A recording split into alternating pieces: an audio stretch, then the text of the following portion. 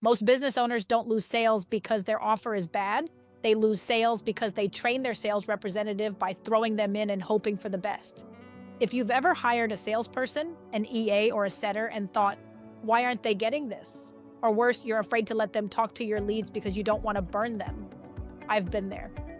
In this video, I'm going to show you how to train a sales rep without guessing, without burning leads, and without staying stuck on every call forever, using a simple system you can start today. I developed this approach through years of commission-only sales, door-to-door, running hundreds of recorded calls, and training teams by allowing them to learn before they ever sold on their own.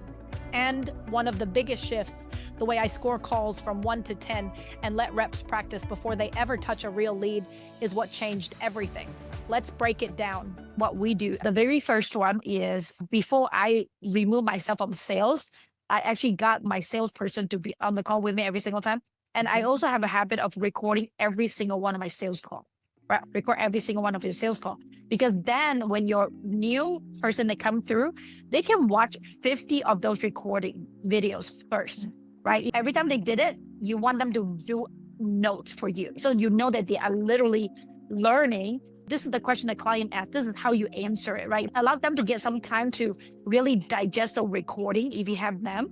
That's what we do at the very beginning. Like everybody watch at least like 10 of my videos, because everybody has a pattern and I have a pattern. There's some cold leads and some warm leads. If you don't want to burn any lead, that's fine. You could be on the call with them and allow them to start the conversation first. Maybe they will do the first part of the conversation and then pause, and you'll do the second part of the conversation.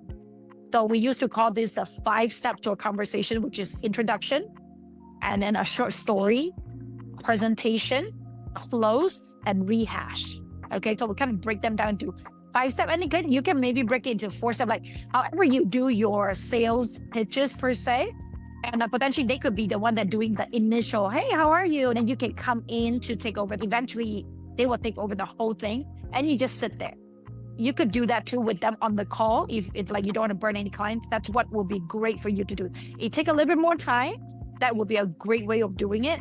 Every call record with Fathom, right? Note taker, AI, transcribe, and every single call they are evaluating, okay, on the scale 1 to 10, is it a 10? Is it a 5? Is it a 4? And then what can I improve?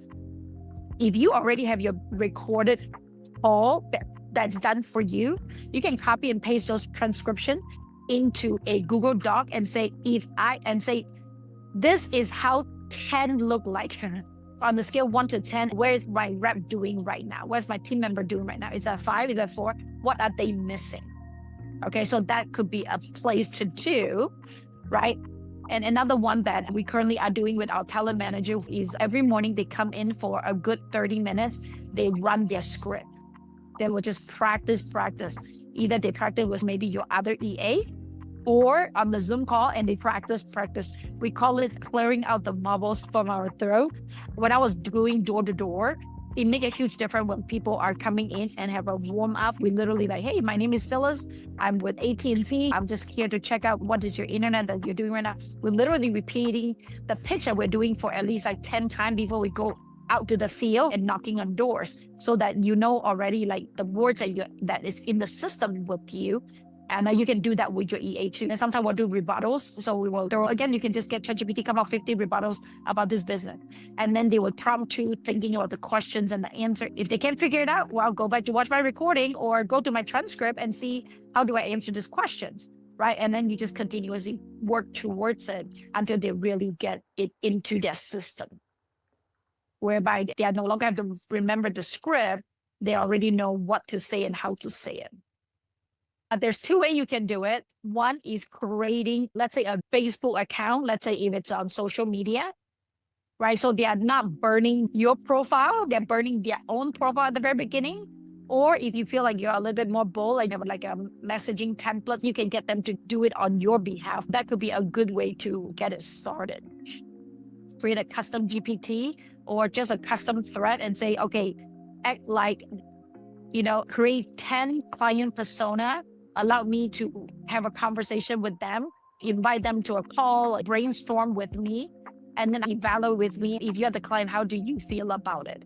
That could be another way of role playing without burning your thing. After you look at the conversation with AI, if they look good, then you allow them to go to the real war instead of the boot camp. I think it's the one that we talk about communicate. It should be the one that I said, like sit up, smile, have the right physiology, and then talk. I think that will be one of them. The second one is emotional home. Make sure that before they communicate with somebody, they have the right emotional home so that, they will portray in the right identity to do the right thing.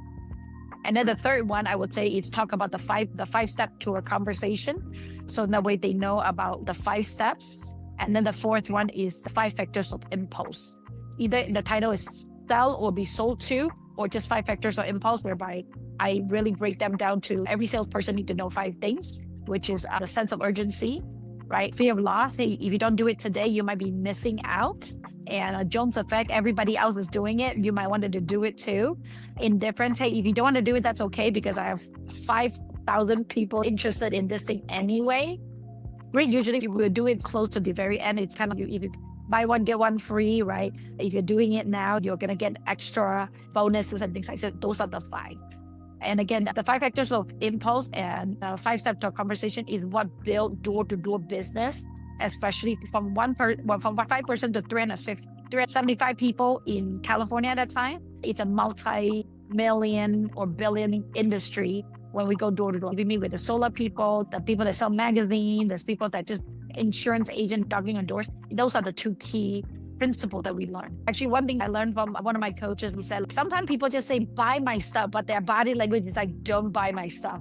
I keep telling them to buy my stuff, but nobody buy, because your body is like, either you're apologetic or you're like, no, please don't buy. Because if you buy, I have no idea what to do with you. It was a crazy thing, because I was saying when I was going door to door, my commitment every single day, commission only, is to pitch 100 customers and then either get 100 no's or at least get 1 sale. And literally, I remember the days where I said, okay, I'm getting my 99 no's right now. So there's only 2 criteria. Either I get 100 yeses, I pitch 100, do I get 100 no's, or I have to work full 8 hours a day. Not a minute more, not a minute less, because you never know whether the yes is on the next one or not. That had built our business. I noticed that a lot of clients nowadays, they don't pitch their product, and you cannot get a yes, right? One of my clients, I was like, oh, how's your week? Well, I get 0 sales. I was like, okay, congratulations, you get 0 sales. But what else lead to the 0 sales? And then when she brought it into, I was like, well, not enough people to know what you're doing, and you don't practice enough. That's why you don't get a lot of yeses, right? So at the very beginning, you have to get a lot of no's to get to the yeses. If this helped you see why your sales reps or VAs aren't failing, they're just undertrained, then don't let this stop here. Start simple. Record your calls. Let your team watch, take notes, and practice before they touch real leads. If you want more systems like this, how to train without burning leads, how to build confidence through repetition, and how to step out of sales without losing control, make sure you subscribe and like this video so YouTube shows you the next one. And if this hit close to home, drop a comment and tell me what part of sales or delegation feels hardest right now.